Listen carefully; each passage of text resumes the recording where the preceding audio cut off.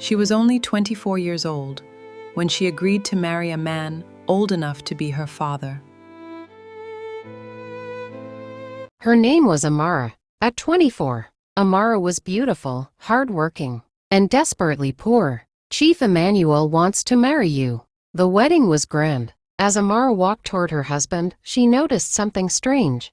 After the wedding, Amara moved into Chief Emmanuel's enormous mansion. Amara was forbidden from entering the old room.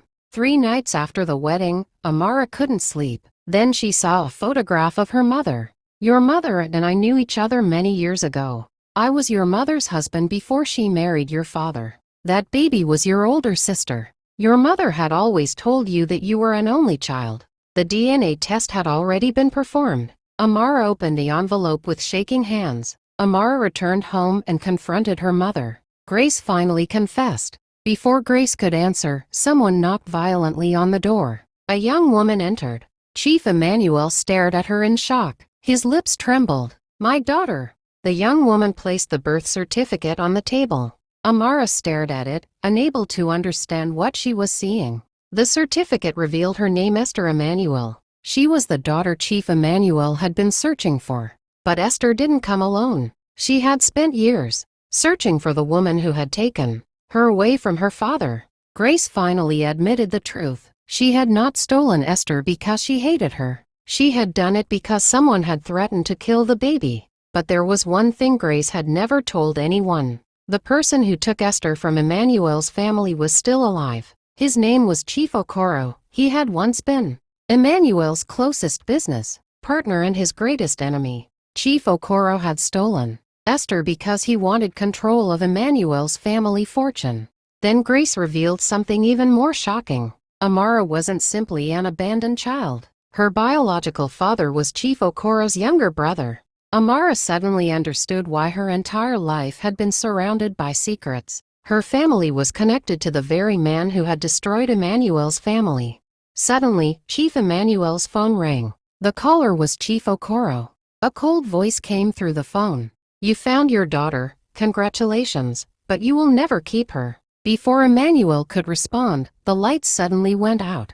A loud crash came from upstairs. Then they heard footsteps. Emmanuel remembered something. There was another secret room beneath the mansion. Emmanuel opened the hidden door, but what they found inside made Amara scream. Amara screamed because the person inside the room was not a stranger. It was someone she had known all her life. Amara stared at the man. Her heart stopped when she recognized his face from an old photograph. Grace finally whispered the words Amara had waited 24 years to hear. That is your father. Everyone had believed Amara's father died years ago, but he had been alive all this time. Her father revealed that Chief Okoro had kept him hidden for years because he knew the truth about Esther's disappearance. Then he revealed the biggest betrayal. Chief Okoro had not acted alone.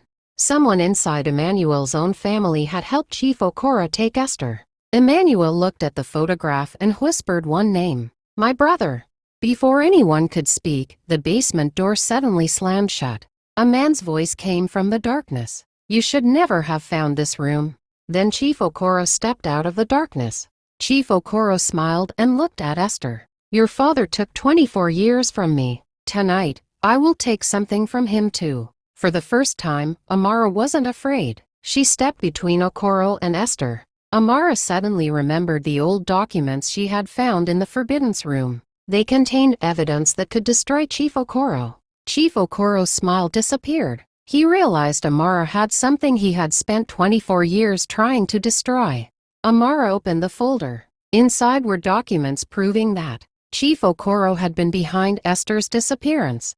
The documents revealed everything. Okoro had paid someone to take Esther from the hospital 24 years ago.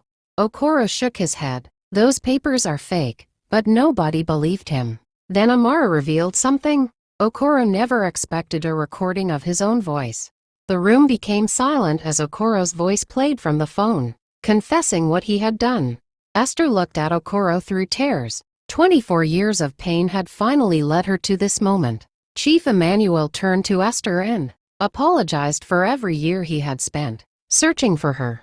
Chief Emmanuel turned to Esther and apologized for every year he had spent searching for her. But Amara couldn't celebrate. She was still carrying one painful question. Why had everyone lied to her? Grace approached her daughter and begged for forgiveness. I was afraid of losing you two. Amara finally embraced her mother. Some wounds could not be erased, but forgiveness was the first step toward healing. Days later, Esther finally moved into the home she had lost as a baby. But Amara had made a decision. She could no longer remain in a marriage built on secrets. Emmanuel looked at her and finally understood. He had married her for the wrong reasons. Now he had to give her freedom. Amara walked out of the mansion carrying nothing but her suitcase and the truth about who she really was. She had entered that marriage to save her mother. She left it having discovered her family, her history, and most importantly, herself. Sometimes, the life we enter by sacrifice becomes the very journey that leads us to the truth.